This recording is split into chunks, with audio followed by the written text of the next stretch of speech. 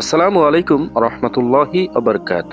অন্ধকার সরিয়ে জ্ঞানের আলোয় জীবনকে চেনার নামই হলো আলোকিত জিন্দেগি। স্বাগতম আরো একটি নতুন ভিডিওতে।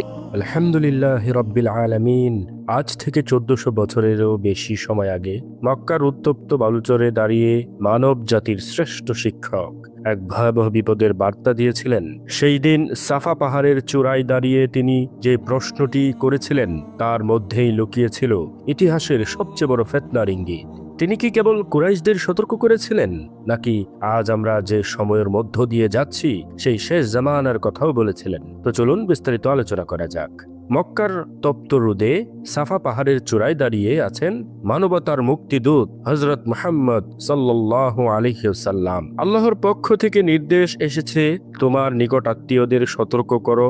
এই নির্দেশ পালনে তিনি বেছে নিলেন মক্কার সবচেয়ে উঁচু এবং প্রকাশ্য স্থান সাফা পাহাড়কে। তার একটি ডাকে প্রতিধ্বনিত হলো মক্কার অলিতে গলিতে, ইয়া সাব্বাহা ইয়া সাব্বাহা। এটি ছিল তৎকালীন আরবে কোনো বড় বিপদের আগাম সংকেত দেওয়ার ডাক। নবীজি সাল্লাল্লাহু আলাইহি ওয়াসাল্লামের ডাক শুনে আরবের প্রভাবশালী কুরাইশ বংশের মানুষগুলো দলে দলে ছুটে এলো। যারা আসতে পারল না তারা প্রতিনিধি পাঠালো। সবার মনে একটাই প্রশ্ন, আলামিন কেন আজ এভাবে ডাকছেন? কোনো যুদ্ধ কি ঘনিয়ে আসছে, নাকি কোনো প্রাকৃতিক দুর্যোগ? উপস্থিত জনতাকে উদ্দেশ্য করে নবীজি সাল্লাল্লাহু আলাইহি ওয়াসাল্লাম একটি প্রশ্ন ছুড়ে দিলেন। তিনি বললেন, হে কুরাইশরা, আমি যদি তোমাদের বলি যে এই পাহাড়ের ঠিক ও পাশেই একটি বিশাল সশস্ত্র সৈন্যবাহিনী উঠ পেতে আছে এবং যে কোনো মুহূর্তে তারা তোমাদের উপর অতর্কিতে ঝাঁপিয়ে পড়বে, তবে কি তোমরা আমার কথা বিশ্বাস করবে? এক মুহূর্তের জন্য কেউ দ্বিধা করেননি। উপস্থিত আবু বকর থেকে শুরু করে চরম শত্রু আবু লাহাব পর্যন্ত সবাই সমস্বরে বলে উঠল, হ্যাঁ অবশ্যই, কারণ আমরা আজ পর্যন্ত আপনার মুখে কোনোদিন একটা মিথ্যা শব্দও শুনিনি। সুবহানাল্লাহ। নবীজি সাল্লাল্লাহু আলাইহি ওয়াসাল্লাম আগে নিজের সত্যবাদিতা প্রমাণ করেছেন, তারপর পরকালের এবং দাজ্জালের অদৃশ্য বিপদের কথা বলেছেন। সাফা পাহাড়ের এই ভাষণটি ছিল মূলত দৃশ্যমান সত্যের মাধ্যমে অদৃশ্য মহাসত্যকে তুলে ধরার একটি মাধ্যম।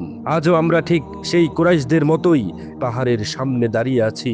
আমরা ভাবছি সবকিছু স্বাভাবিক চলছে, কিন্তু এই পাহাড়ের ওপাশেই দাজ্জালি ব্যবস্থা তার সৈন্যবাহিনী সাজাচ্ছে, যা আমাদের ইমানি অস্তিত্বকে গুড়িয়ে দেওয়ার জন্য প্রস্তুত। তৎকালীন আরবে সৈন্যবাহিনী বলতে ছিল তলোয়ারধারী যোদ্ধা, কিন্তু বর্তমান জামানার এই লুকানো সৈন্যবাহিনী কোনো প্রথাগত সেনা নয়, এরা হলো অর্থনৈতিক ব্যবস্থা যা মানুষকে সুদের জালে বন্দী করে আল্লাহর বিরুদ্ধে যুদ্ধে লিপ্ত করছে।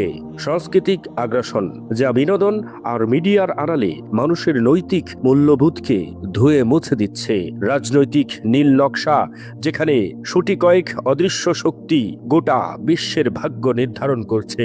শত্রু যখন সামনে থাকে তখন তার বিরুদ্ধে প্রস্তুতি নেওয়া সহজ, কিন্তু শত্রু যখন পাহাড়ের ওপাশে লুকিয়ে থাকে এবং গর্ত খুঁড়ে আপনার পায়ের নিচ পর্যন্ত পৌঁছে যায়, তখন বিপদ হয় চরম। দাজ্জালের ফিতনা ঠিক সেভাবেই আমাদের অগোচরে ডালপালা মেলছে। এটি এমন এক মায়াজাল যা আমাদের ঘরে, আমাদের চিন্তায় এবং আমাদের জীবন যাত্রায় এতটাই মিশে গেছে যে আমরা একে বিপদ হিসেবে চিনতেই পারছি না। নবীজি সাল্লাল্লাহু আলাইহি ওয়াসাল্লাম ঠিকই দেখেছিলেন যে চূড়ান্ত বিপর্যয়ের আগে উম্মত এক গভীর ঘুমে আচ্ছন্ন থাকবে। সাফা পাহাড়ের সেই রূপক আজ আমাদের চোখে আঙ্গুল দিয়ে দেখিয়ে দেয় যে আমরা যা দেখছি তাই শেষ নয়। চর্মচক্ষু দিয়ে আমরা যে উন্নতির জোয়ার দেখছি তার আড়ালেই লুকিয়ে আছে ঈমান বিধ্বংসী সেই অতর্কিত হামলা।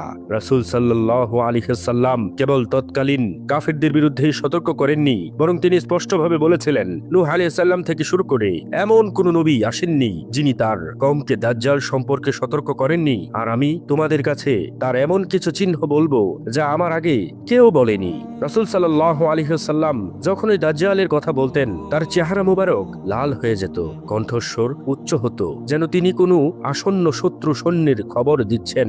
এটি এমন এক মরীচিকা যা সত্যকে মিথ্যা এবং মিথ্যাকে সত্য হিসেবে উপস্থাপন করবে। এটির একটি অন্যতম প্রধান যুক্তি হল, দাজ্জাল কেবল একটি রক্ত মাংসের মানুষ হিসেবে হঠাৎ একদিন আকাশ থেকে পড়বে না, বরং তার আগমনের আগেই পৃথিবীতে একটি দাজ্জালি ব্যবস্থা বা গ্লোবাল সিস্টেম কায়েম হবে।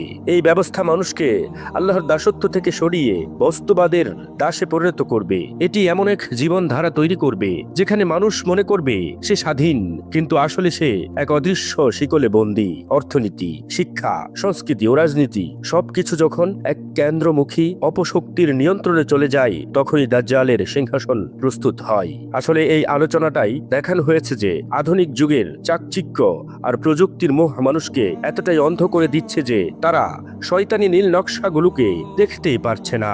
সাফা পাহাড়ের চূড়ায় দাঁড়িয়ে নবীজি সাল্লাল্লাহু আলাইহি ওয়াসাল্লাম যে সতর্ক সংকেত দিয়েছিলেন তা ছিল মূলত কিয়ামত পর্যন্ত আসা প্রতিটি মুমিনের জন্য একটি ওয়েক আপ কল বা জাগ্রত হওয়ার ডাক। সেই দিন পাহাড়ের ওপারে কোনো দৃশ্যমান সৈন্য ছিল না, কিন্তু আজ আমরা যদি চারদিকে তাকাই তবে দেখব সেই সৈন্যবাহিনী আমাদের ঘরে, আমাদের পকেটে, আমাদের চিন্তায় প্রবেশ করেছে।